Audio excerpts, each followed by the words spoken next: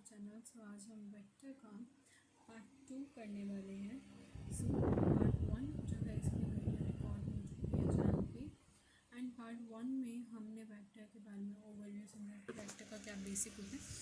अब हम पार्ट 2 देखते हैं। पार्ट 2 में थोड़ा सा हमने लेवल अप किया। ऐसे ऐसे करते करते हम और जो जितने पार्ट्स बनते जाएंगे लेवल अप होता जाएगा हर रिकॉर्डिंग का। ठीक है, सो लेट्स बिगिन। सबसे पहले वेक्टर के अंदर था वेक्टर एडिशन। वेक्टर के अंदर क्या था? Vector addition. So vector addition में क्या होता है, कैसे हम वेक्टर को ऐड कर सकते हैं, वेक्टर कैसे ऐड हो सकता है। जैसे यहाँ इसके जो हेड पे, इस वाली जो वेक्टर है इसके हेड पे यहाँ पे टेल उसका ऐसे जॉइन किया, मतलब ये जैसे इधर है एंड दिस ये यहाँ पर ऐसे इसने बनाया, मतलब ये उसका हेड है एंड ये उसकी टेल है। सो दे जॉइंड। सो ये जो पर्टिकुलर पॉइंट होता है, मतलब कैसे हमें इसे जॉइन करना है इसकी वजह से, यानी एक का हमें टेल लेना है, एक का हमें हेड लेना है, दोनों को क्या कर दो, ऐड कर दो, आपका वेक्टर बन जाएगा। आगे बढ़ते हैं। Triangle law of vector addition क्या होता है कि आपके पास एक बी है, ए है, एक वेक्टर ए है, एक वेक्टर बी है, एंड जो थर्ड जो उनको ज्वाइन करेगी, जो लाइन ज्वाइन करेगी, that will be the resultant. उसे हम क्या बोलेंगे? रिजल्टेंट। रिजल्टेंट क्या होता है? रिजल्टेंट होता है जब भी दो वेक्टर्स आपस में ज्वाइन करते हैं और जो थर्ड जो लाइन होती है जो उन्हें ज्वाइन करती है commonly, so it is the resultant. It is known as resultant. So it is a triangle law of vector addition. Means this is how to add. If it is A, if it is B, and then this will be your R. Let's move forward. If we want to add the resultants, if we want to find the value of resultant, it will become by the formula of this under root of a square plus b square plus 2ab cos theta. इसकी पूरी की पूरी derivation पर है, but I have not written derivation over here. Okay. See, these all are the formulas that I have mentioned in this all slides. See, if you want to find the resultant, this will be the formula. And if you want to find the angle, here is the angle theta. If you want to find the value of the theta, means how degree the theta is, so we will find it by the formula tan theta is equals to b sin theta upon B cos theta. ठीक है। Now parallelogram law, what does this law? यहाँ से आपने अब इस law को ध्यान से समझना। यहाँ से हमने एक ट्रायंगल बनाया, सपोज ये और ये। Wait, let it remove. I will remove with the highlighting. Let's highlight with the lightest. See now, this one, and this one. This is a triangle basically. ये A है, ये B है, ठीक है, ये B है. And when I shift B from here to here, this actually make the shape of parallelogram. Just listen it once again.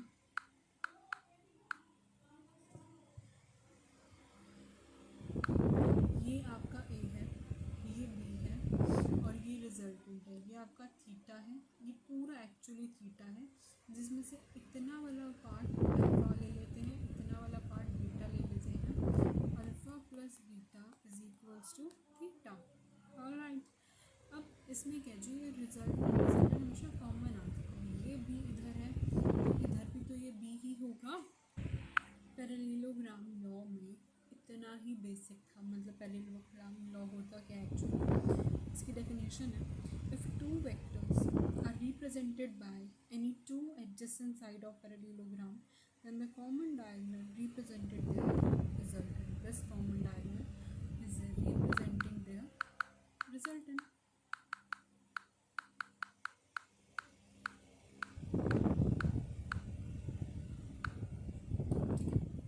Let's move further. अब R मैं मैक्स या आर मिन। इसका क्या मतलब है? इसका मतलब होता है जब भी हमें मैक्स टू मैक्स वैल्यू निकालनी हो रिजल्टेंट की, ठीक है, और जितनी हमें मिनिमम टू मिनिमम वैल्यू निकालनी है रिजल्टेंट, तो ये भी फॉर्मूला किसी से आता है, ये भी किसी के फॉर्मूले से आता है। देखो इन्हीं फॉर्मूले से आता है ये, बट हम इसे जब सॉल्व करते हैं तो ये आ जाता है। आप खुद भी सॉल्व कर सकते हो, यानी जो under root of A square plus B square plus 2ab cos theta होता है, जब मैक्सिमम लेते हैं ना, अगर हम मैक्सिमम लेते हैं तो जो हमारा कॉस थीटा वो क्या हो जाता है, मैक्स हो जाता है। और कॉस थीटा की मैक्सिमम वैल्यू 1 होती है, ठीक है। और 1 कब आती है? जब जो थीटा होएगा जब किसके इक्वल होगा, 0 डिग्री के इक्वल होगा, देन ओनली ना, ठीक है। तो आर मैक्स की वैल्यू आ जाएगी ए प्लस बी, सॉल्व करोगे तो उसी फॉर्मूले से की वैल्यू आ जाएगी। बता दिया कैसे सॉल्व करना है, ठीक है। अब इधर देखो ध्यान से, मिनिमम कैसे निकालेंगे? मिनिमम निकालने के लिए हमें वही फॉर्मूला लगाना है, लेकिन इस बार कॉस थीटा की वैल्यू मिनिमम कब आएगी? जब थीटा 180 डिग्री होगा, यानी -1 180 डिग्री पे वो किसके इक्वल होगा? -1 के इक्वल होगा। तो जब हम पुट करेंगे वैल्यू हमें a माइनस b मिलेगा एक्चुअली, बट हम रिजल्टेंट को नेगेटिव नहीं ले सकते, इसलिए हम इसका मॉड ले लेते हैं। मॉड लेना मीन्स ये जो भी अंदर आएगा वो हमेशा पॉजिटिव ही आउटपुट देगी, जो भी इनपुट होएगा वो हमेशा पॉजिटिव ही निकलेगा, ठीक है। सो जो रिजल्टेंट की वैल्यू है वो किसके बीच में लाई करेगी? वो लाई करेगी, let me erase this first.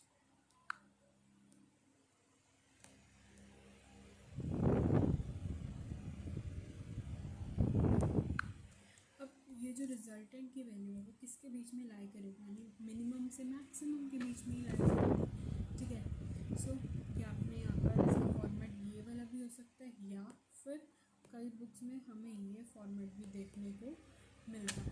ये फॉर्मेट क्या है? ये फॉर्मेट है कि जब भी रिजल्टेंट निकालना हो, क्वेश्चन में कभी कभार ये ऐसे दिया रखा होता है, इसका मतलब क्या होता है? मैंने यहाँ पर इन दोनों को अलग से क्यों हाईलाइट कर रखा है? देखो ये वाला और ये वाला, ये दोनों क्या होते हैं? सेम होते हैं, यानी रिजल्टेंट किसके इक्वल होते हैं? Mod of A vector plus mod of B vector. All right, ठीक है। सो बस इसको कुछ नहीं है, ये दोनों सेम ही है। और एक लिखने का क्या है, एक तरीका है लिखने का क्या है, एक तरीका है कि रेंज की वैल्यू किससे किसके बीच में ला करते। अगेन ये मिनिमम है और ये किसके इक्वल है? मैक्सिमम के, ठीक है।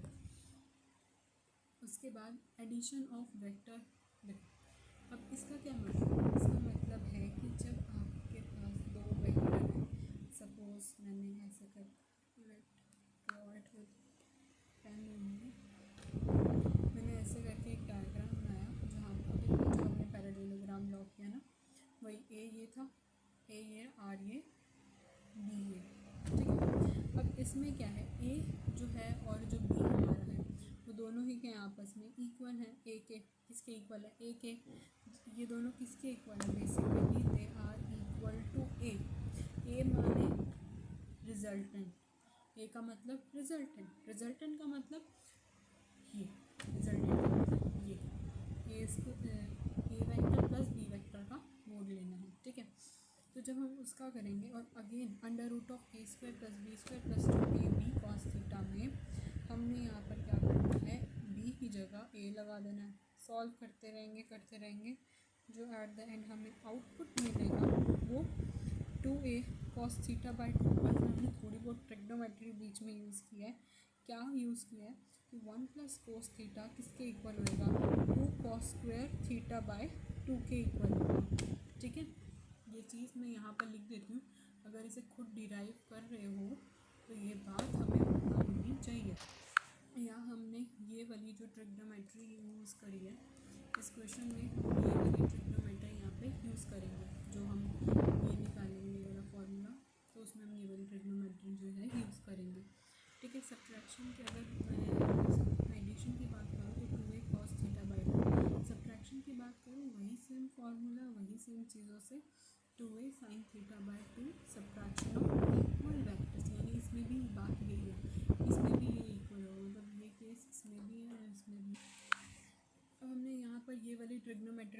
करी थी, और यहाँ पर ये दोनों ही क्या है, इक्वल मैग्नीट्यूड को बताते हैं। तो इक्वल मैग्नीट्यूड का मतलब ये होता है, ये इक्वल, ये बताता है किसका है, कि हमें रिजल्टेंट निकालना, दैट्स इट, इतना ईजी है ये, ठीक है। नाउ जो ये फर्स्ट वाली आइडेंटिटी हम यूज़ करेंगे एडिशन में, सेकेंड वाली आइडेंटिटी का हम यूज़ करेंगे किसमें, सब्ट्रैक्शन में, ठीक है। ये वाली हम यूज़ करेंगे सब्ट्रैक्शन में। ऑलराइट, तो ये दोनों फार्मूले हैं, कह सकते हैं फार्मूले हैं, या शॉर्टकट है, या ट्रिक है, जो भी हम लोग ईजिली सॉल्व कर दो, सिंपल फार्मूलाज लगाओ और हर आंसर आ जाइए। अगर हमें length of code of arc निकालना होता है, यानी अगर हमें जो कोड हमें दी होती है उसकी लेंथ निकालना, सपोज लास्ट में देखेंगे इसे भी हम यहाँ पे अगर हमें लेंथ ऑफ वेक्टर लिखना होता है तो हमें सर्कल जैसे हम ड्रॉ करेंगे, यहाँ पर लाइन और ड्रॉ करेंगे, ये पता है ये रेडियस होते हैं, ये दोनों ये कोड होती हैं, ठीक है। एंड अगर हमें यहाँ पर लेंथ ऑफ कॉर्ड निकालना हो, यानी डेल्टा आर निकालना, delta R means length of code निकालना, ये जाएगा हमारा डेल्टा आर कोड, ठीक है। ये किसके इक्वल होता है, 2r sin थीटा बाय 2 के इक्वल होता है। तो ये जितने फॉर्मूलेज हैं we should write it down notebook, ठीक है, साथ साथ समझो और साथ साथ हम सभी फॉर्मूलेज को नोट डाउन करते हैं। लास्ट में हम फिर से एक बार इसको फटाफट ले लेंगे, ठीक है। केस ऑफ परपेंडिकुलर में एक्चुअली क्या होता है, under root of B square minus A square होता है इसके अंदर, ठीक है। एंड अगर हमें इसका थीटा निकालना होता है तो cos theta minus 2 minus A by B, तो कॉस थीटा की वैल्यू क्या होती है, माइनस ए बाई बी। और अगर हमें केस ऑफ परपेंडिकुलर निकालना हो, under root of B square minus A square. अगर हमें addition of vector of equal magnitudes, अब हमें इक्वल मैग्नीट्यूड का एडिशन या सब्ट्रैक्शन देखना है, मतलब नॉर्मली जैसे अगर हमें कोई भी वेक्टर निकालना है, जैसे ए प्लस बी, सिंपल ए प्लस बी का हमें अगर वेक्टर निकालना है तो हम सिंपल ये वाले फॉर्मूलेज यूज़ करेंगे। रिजल्टेंट निकालना है तो under root of A square plus B square plus 2ab cos theta, जो हमने अभी ऊपर ही पढ़ा था, सबसे फर्स्ट फार्मूला हमारा यही था। अगर हमें उसी का एंगल निकालना होता है मीन्स हमें tan थीटा निकालना होता है, tan theta is equals to b sin theta upon a plus b cos theta, ठीक है। और अगर हमें a माइनस बी निकालना होता है, वो हमें क्वेश्चन के अंदर गिवन होता है कि हमें a प्लस बी निकालना है तो ये वाला फॉर्मूला है, माइनस बी निकालना है तो under root of A square plus B square minus 2ab cos theta. और अगर एंगल निकालना होता है means tan theta b sin theta by a minus b cos theta, ठीक है। अब ये जो होता है, ये दोनों इधर देखो, सॉरी, ये जो होता है, ये जो एंगल होता है ये कितने डिग्रीज का होता है, 90 डिग्रीज का होता है। ऑलराइट, चलो आगे। नल वेक्टर क्या होता है, नल वेक्टर के ऊपर हमेशा ऐसे ही होता है, जीरो सा होता है, जिसके ऊपर ऐसे हम वेक्टर का साइन बना देते हैं, क्योंकि हमने बेसिक में पढ़ा था कि जो जितने भी वेक्टर्स होती हैं हम उसके ऊपर एरोस लगाते हैं, because that tells us about the direction. Null vector zero magnitude और एक आर्बिट्ररी डायरेक्शन होती है, यानी उसके पास होती है एक डायरेक्शन, मेरी डायरेक्शन, और एक ज़ीरो मैग्नीट्यूड है यानी ज़ीरो। कंडीशन, नल वेक्टर कैसे आ सकते हैं, in case of two vectors minimum 2 vectors चाहिए। जैसे मैंने अगर बात करें यहाँ पर एक वेक्टर मैंने ले लिया ए, मैंने यहाँ से उसका एक्सटेंडेड वर्जन निकाला तो वो क्या हो जाएगा, माइनस करेंगे, तो मतलब मिनिमम 2 वेक्टर्स जो हैं रिक्वायर्ड, मतलब उनकी तो ज़रूरत होती ही होती है जब भी हमें क्या निकालना होता है, वेक्टर्स को हमें रिप्रोड्यूस करना होता है। सो वी ऑलवेज रिक्वायर कितने, 2 मिनिमम तो भाई होने ही चाहिए वेक्टर्स, ठीक है। अगर मैंने बात करी 3 वेक्टर्स की, वो कैसे होने चाहिए, कोलिनियर। इसका क्या मतलब है, यहाँ पर ऐसे 1 2, तो यहाँ पे अगर 7 है, ये 3 है, ये 4 है, यानी 4 + 3 7 आउटपुट देगा, ठीक है, या फिर 3+4 7 देगा। तो मतलब ऐसा वो पॉइंट्स क्या होने चाहिए आपस में कोलिनियर होने चाहिए। जैसे कह दिया ना a+b=c, या b+a या b+c =a दे दिया, या a+c=b दे दिया, मतलब डिपेंड अपॉन द क्या उसकी वैल्यू है, या मैंने ऐसे लिख दिया उसे, मैंने यहाँ ऐसे लिख दिया 4 7 3 और इसे ले लिया a, इसे ले लिया b, इसे c ले लिया, यानी मैंने यहाँ पर a c को ऐड करूँगी तभी मुझे ये b मिलेगा, यानी तीनों पॉइंट्स कैसे होने चाहिए, कोलिनियर। ठीक है, तो ये ऐसे करना है। उसके बाद अगर मैं अनइक्वल मैग्नीट्यूड की बात करूँगी तो इसमें क्या है कि जैसे 6 और 7 का सम 8 से बड़ा होगा, ये 7 या 8 का सम 6 से बड़ा होगा, या 6 और 8 का सम 7 से बड़ा होगा, तो ऐसे ऐसे क्वेश्चन रहेंगे वो अनइक्वल मैग्नीट्यूड में आ जाएंगे। अगर मैं बात करूँ केस ऑफ 3 वैक्टर्स जो इक्वल हैं a+b+c=0, मतलब मैंने यहाँ पर ऐसे आपके 3 बनाए, चलो 3 को 5 कर दें, 5 कर देते हैं, यहाँ पे 1 2 3 और ये 4, 1 2 3, चलो 4 ही बन गए 5 की जगह, 5 बनाना चाहते हो देखो और लाइन खींच देते, लो 5 भी बन गए। ठीक है, अब ये जो 5 है ना, ये क्या है, मान लो ये जो 5 है इसको हम कैसे लिख सकते हैं, इसे हम लिख सकते हैं 360/5 मीन्स 5 1 7 5 35 1 2, यानी 72 डिग्री के वो सब होंगे। ये जो हमने यहाँ पर 5 बनाए थे 1 2 1 2 ऐसे कितने 1 2 3 4 5 6 बन गए। Let's remove 1, okay these are 5 now. अब हमें क्या करना है, ये 5 है, 360 बाय हमने देखा 360/5 हमें 72 डिग्री में मिला, तो इसका मतलब ये है कि ये 72 डिग्री के हैं, 72 डिग्री के हैं ये सारे के सारे, और इनका जो सम है वो भी 0 के इक्वल होगा। 360 मतलब एक कैसे कंप्लीट एक होल एंगल बन गया ना, दैट्स वाई। ठीक है, अब आगे देखते हैं। 1 वेक्टर इज़ आउट ऑफ 3 में, अब इसका क्या मतलब है, इसका मतलब है कि अगर हमारे पास ऐसे 3 वेक्टर्स, यहाँ मैं कैसे बना लूँ, एक प्लेन बनाया, इसमें मेरा एक बड़ा वेक्टर है, एक वेक्टर मेरा एक मेरा ये एंड दिस। सो इसमें क्या है, इसमें मेरा एक वेक्टर ये a b c and this one. अब इसमें से क्या है कि मतलब एक वेक्टर, इन 3 में से जो एक वेक्टर हमारा बाहर जा रहा है, मतलब मैंने थोड़ा डायग्राम वैसे प्रॉब्लम होगी डायग्राम में कि मतलब ये एक पर्टिकुलर वेक्टर को हमें दिखा देना बाहर जा रहा है, ये वाला पर्टिकुलर वेक्टर दिखा दो बाहर जा रहा है, मतलब कोई भी एक ऐसा वेक्टर दिखा दो कि वो प्लेन में से जब वो बाहर जाता है तो उसमें कितने वेक्टर्स हमें टोटली दिखाने चाहिए, उसमें मिनिमम 4 तो होने ही चाहिए।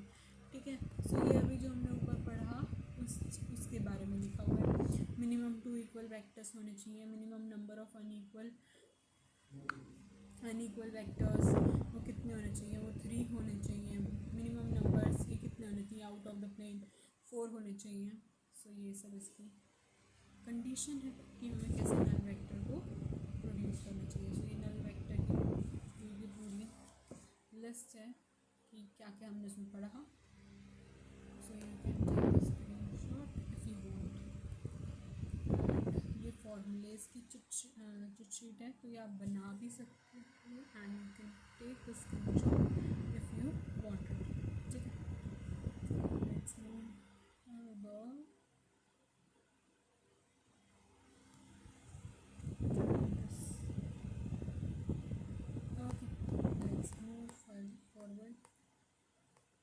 Unit vector and revolution of vector. Unit vector क्या होता है, ये एक ऐसा वेक्टर लिख दिया मैंने यहाँ पे गलती से, ये वेक्टर है। Unit vector is a vector of a magnitude 1 and a fix direction, मतलब मैग्नीट्यूड तो भाई 1 है, एक उसके साथ फिक्स डायरेक्शन है। कैसे, v के ऊपर ये 1 मीटर पर सेकेंड, मीटर पर चलो मैंने लिख दिया v वेक्टर कैसा 1, कैसे 1 मीटर पर सेकेंड, मीटर पर सेकेंड हो गया ये वेक्टर किसके इक्वल हो गया, 1 मीटर पर सेकेंड। फिक्स डायरेक्शन लिख दिया, नॉर्थ ईस्ट या जो भी है, नॉर्थ वेस्ट कुछ भी लिखना चाहो तो ये डायरेक्शन उसके हमने यहाँ पे बता दिया है, ठीक है। सो ये होता है यूनिट वेक्टर। यूनिट वेक्टर जो होता है, चलो बात यूज़ करेंगे, वेक्टर जो होगा वो किसके इक्वल होगा, मॉड ऑफ वेक्टर के और इसके, यानी ये जो होगा ये वाला, ये हमें डायरेक्शन बताएगा, ये हमें मैग्नीट्यूड बताएगा और ये नॉर्मल वेक्टर है। इसके बेस पे क्वेश्चंस भी बहुत बनते हैं, बट वो हम अलग ही वीडियो में रिकॉर्ड करेंगे, इस वीडियो में नहीं। इसमें भी मतलब बहुत मोस्ट इम्पॉर्टेंट क्वेश्चन है जो यूनिट वेक्टर पे आया हुआ है। मीन्स हमें यहाँ पे इसकी वैल्यू निकालनी होती है, तो हमें इससे इसको डिवाइड करना होता है और ये इक्वल बन के होता है ये। ऑलराइट, चलो रेवोल्यूशन ऑफ वेक्टर देखते हैं। इसमें क्या होता है, जब भी हम दो या दो से ज़्यादा वेक्टर को ऐड करते हैं ताकि हमें एक सिंगल वेक्टर मिल जाए, तो उसका वेक्टर एडिशन हो गया। लेकिन अगर हम क्या करते हैं, उसी वेक्टर को जब हम क्या कर रहे हैं, जब वो वेक्टर क्या होता है मल्टीपल वेक्टर्स में टूट जाता है, सो उसे हम क्या बोलते हैं, कॉम्पोनेंट। उसे हम क्या बोलते हैं, component. The vector may have infinite number of components, यानी बहुत सारे नंबर ऑफ कॉम्पोनेंट्स हो सकते हैं। हम जितने ज़्यादा वेक्टर्स बनाएंगे उतने ही ज़्यादा हमारे क्या करेंगे, ब्रेक डाउन बनेगा। यानी इसमें ये सब हमारे ऐसे करके मैंने यहाँ पे ये वेक्टर्स जब ये ड्रॉ किए तो इसमें क्या होगा, तो ये जितने वेक्टर्स मैं यहाँ पर बनाऊँगी उतने जब मैं इसे तोड़ूँगी ना तो उतने ही ज़्यादा वेक्टर टूटेंगे। और चाहे जितनी मर्जी मैं वेक्टर की कोई भी शेप बनाऊँ तो उसके जो कंपोनेंट होते हैं वो ब्रेक डाउन होंगे, इनफाइनाइटी नंबर्स होंगे। So that is what the revolution of vector. ये वेक्टर का पार्ट 2 था। पार्ट इसके वेक्टर के बाद 2 से 3 पार्ट और आएंगे वेक्टर के। ये vector is a long topic, so उसकी भी 1-2 रिकॉर्डिंग्स और आएंगी। Till then take care and bye bye.